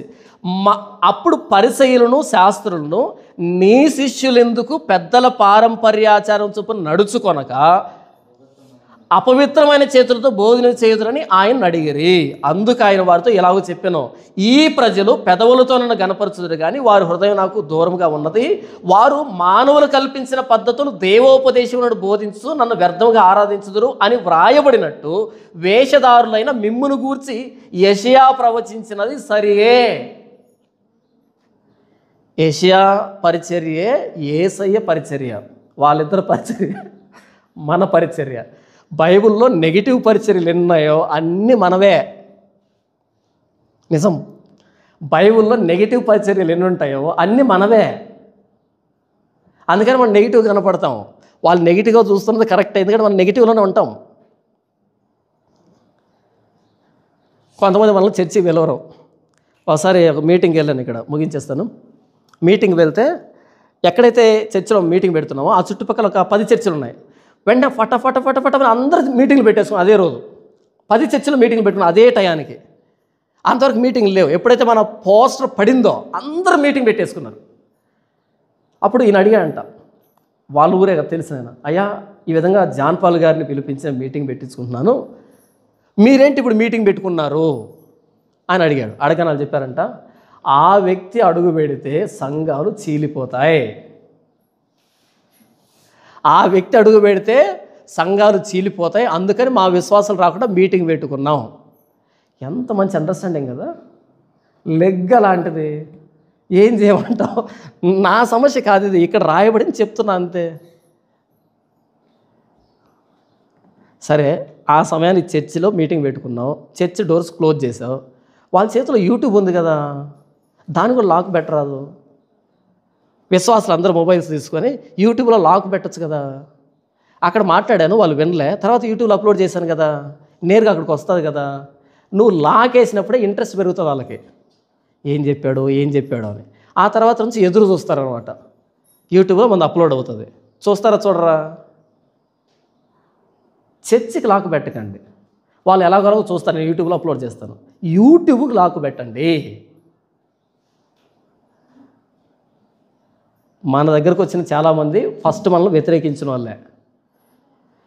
యెషయా బోధిస్తున్నప్పుడు జనులు ఎలాగైతే కఠినపరచబడ్డారో యేసు ప్రభు బోధిస్తున్నప్పుడు కూడా కఠినపరచబడ్డారు. నంబర్ 1. నంబర్ 2, యోహాను సువార్త 12వ అధ్యాయం. యోహాను సువార్త 12వ అధ్యాయము యేసు ప్రభు అద్భుతాలు చేస్తున్నాడంట, చూడండి. యెషయా గ్రంథము యోహాను సువార్త 12వ అధ్యాయం 37 నుంచి. యేసు ఈ మాటలు చెప్పి వెళ్ళి వారికి కనబడకుండా దాగి ఉండెను. యేసు దాక్కున్నాడట. ఎందుకో చూడండి, ఆయన వారి ఎదుట ఇన్ని సూచక్రియలు చేసినను వారు ఆయన యందు విశ్వాసముంచరైరి. ఎన్ని అద్భుతాలు చేశాడో వాళ్ళు అంత విశ్వాసులుగా మారారు. మారలేదంట వాళ్ళు. ఆయన అద్భుతాలు చేసిన ప్రతిసారి ఎలా మారారంట వాళ్ళు? విశ్వాసముంచరైరి. ఆయన ఇన్ని సూచక్రియలు చేసినను వారు ఆయన యందు విశ్వాసముంచరైరి, నమ్మలేదు. ఓకే, కరెక్టే కదా, రిజల్ట్ అంతే కదా. 37:8 వచనం. ప్రభువా మా వర్తమానం నమ్మిన వాడెవడో? ప్రశ్నార్థకం. ప్రభువు యొక్క బాహువు ఎవరికి బయలుపరచబడినో అని ప్రవక్త అయిన యెషయా చెప్పిన వాక్యం నెరవేరినట్లు జరిగిన. వాళ్ళు నమ్మలేదు అంటే ఏమి నెరవేరుతుందంట? ప్రభువా మా సమాచారం నమ్మిన వాడెవడు? యెషయా గ్రంథం 53వ అధ్యాయము. యెషయా గ్రంథం 53వ అధ్యాయం 1వ వచనం. మేము తెలియజేసిన సమాచారం ఎవడు నమ్మెను? యెహోవా బాహువు ఎవరికి బయలుపరచబడినో? 2 ప్రశ్నలు ఉన్నాయా? ఇప్పుడు చూడండి, యోహాను సువార్త 12:38. ప్రభువా మా వర్తమానం నమ్మిన వాడెవడో? ప్రభువు యొక్క బాహు ఎవరికి బయలుపరచబడినో అని ప్రవక్త అయిన యెషయా చెప్పిన వాక్యం నెరవేరినట్లు జరిగిన. వాళ్ళు నమ్మట్లేదంటే వాక్యం నెరవేరుతుందని చెప్పేశాడు యెషయా. నేను ప్రకటించే సమాచారాన్ని ఎవడు నమ్ముతాడు? నేను తెలియజేసే సమాచారం ఎవరికి వినబుద్ధి పుడుతుంది? యెహోవా బాహు, ఆయన సిలువ ఎవరికి బయలుపరచబడింది? అదే కదా మనం కూడా చేస్తున్నాం. మనం చెప్పింది నమ్మట్లేదంటే అర్థం ఏమని? నమ్మినా పరిచర్య, నమ్మకపోయినా పరిచర్య. చర్చిలో 100 మంది ఉన్న పరిచర్య, ఒక్కడు కూడా లేకపోయినా పరిచర్య. ఒక్కడు కూడా లేకపోతే ఏజ్గల్ పరిచర్య, ఫుల్గా ఉంటే యోనా పరిచర్య, వచ్చినంతా లేచి వెళ్ళిపోతుంటే యేసు పరిచర్య. అన్ని పరిచర్యలే. ప్రసంగం చేసే ప్రతిసారి రాళ్ళతో కొడుతున్నారంటే అది కూడా హేబేలు పరిచర్య, జకర్యా పరిచర్య. ఎక్కడ బైబిల్ అర్థమైంది మనకి? పాపం అర్థం కావట్లేదు. వాళ్ళు ఏమనుకుంటున్నారంటే ఏదో తప్పుగా మాట్లాడితే, బూతులు మాట్లాడితే, చచా మా నాన్నకి మించిన బూతులు మాట్లాడతారేంటి మీరు? మామూలు బూతులు మాట్లాడేవాడు కాదు మా నాన్న. అలా అలవాటు పడినవాడిని. మీరు మాట్లాడే వాటికి అసలు పట్టించుకోం. పక్క పల్లెటూరు వాతావరణం మనం చూడండి. 39 వచనం. ఇందుచేత వారు నమ్మలేకపోయారు. ఇందుచేత వారు నమ్మలేకపోయారు. ఏలయనగా వారు కన్నులతో చూసి హృదయంతో గ్రహించి మనసు మార్చుకొని నా వలన స్వస్థపరచబడుకుంటున్నట్లు ఆయన వారి కన్నులకు అంధత్వం కలగజేసి వారి హృదయం కఠినపరిచెను అని యెషయా మరి ఒక చోట చెప్పెను. యెషయా చెప్పింది నెరవేరుతుంది. మీరేదో మేము నమ్మట్లేదు, మేమేదో యేసుప్రభుని రాళ్ళతో కొడుతున్నాం, మేమేదో యేసుప్రభుని తిరస్కరిస్తున్నాం, మేమేదో వాక్యాలు వినట్లేదు అనుకుంటున్నారు. కాదు, మీ గురించి యెషయా ఎప్పుడో చెప్పాడు. ఏదో 700 సంవత్సరాల క్రితమే చెప్పాడు. మీరు ఇప్పుడు రియాక్ట్ అవుతున్నారు అంతే. మీరు రియాక్ట్ అవుతున్నారంటే ఆయన చెప్పింది నెరవేరుతుందని అర్థము. సూర్యుడు పైకి వస్తుంటే బురద గట్టిపడుతుంది, మంచుగడ్డ కరుగుతుంది. ఇదే గుర్తొస్తుంది. ఎవడైనా వ్యతిరేకిస్తూ ఉంటే బురద, ఎవడైనా కరుగుతూ ఉంటే కరిగాడు. ఇప్పుడు ముందు కఠినంగా ఉన్నాడు, అర్థం చేసుకున్నాడు. నన్నేం చేయమంటావు? ఇంతవరకు మాట్లాడింది బైబులే, యెషయా గ్రంథమే మనం చదివింది. ఇంతవరకు మనం చదివింది అంటే యెషయా గ్రంథం 6వ అధ్యాయం ఫినిష్ చేసుకున్నాం గత 4 ప్రసంగాలుగా. ఇప్పుడు ఏంటంటే ఆ రోజు ఈ శరాపు ఆ కారుతో తీసిన నిప్పుని తీసుకుని వచ్చి యేసు ప్రభు యెషయా పెదవులకు తగిలించి, ఇది నీ పెదవులకు తగిలింది కాబట్టి నువ్వు పవిత్రుడు, ఇప్పుడు నువ్వు వెళ్ళి పరిచరించేయి. ఆయన కుమారుడైన యేసుక్రీస్తు రక్తం ప్రతి పాపం నుంచి మనల్ని కడిగి పవిత్రులుగా చేయను. ఆ రోజు కారుతో తీసిన నిప్పే మన ప్రభు అయిన యేసుక్రీస్తు రక్తం. ఆ రోజు ఆ శరాపు కారుతో తీసిన నిప్పే బలిపీఠం మీద నుంచి ప్రభు అయిన యేసుక్రీస్తు రక్తం. ప్రభు అయిన యేసుక్రీస్తు ఆ శిలువలో ప్రాణం పెట్టడం ద్వారా కార్చబడిన రక్తం. ఆ రక్తం ఎవరికి తగిలితే వాళ్ళు పవిత్రులు. వీరు మహాశ్రమం నుండి వచ్చిన వారు. వీరు గొర్రెపిల్ల రక్తంలో తమ వస్త్రములు ఉదుకుని వాటిని తెలుపు చేసుకున్నారు కనుక వారు దివారాత్రములు దేవుని సన్నిధానంలో ఆయన సేవిస్తారు. ప్రకటన గ్రంథంలో రాయబడినటువంటి మాట. ఎవడైతే ప్రభు అయిన యేసుక్రీస్తు రక్తం కడగబడతాడో వాడు పవిత్రుడు. ఆ రోజు యెషయా నిప్పు తగిలింది, పవిత్రుడయ్యాడు. ఈరోజు ప్రభు అయిన యేసుక్రీస్తు రక్తాన్ని ఎవడైతే అర్థం చేసుకుని ఆయన రక్తంలో కడగబడతాడో వాడు పరిచర్య చేయడానికి యోగ్యుడు.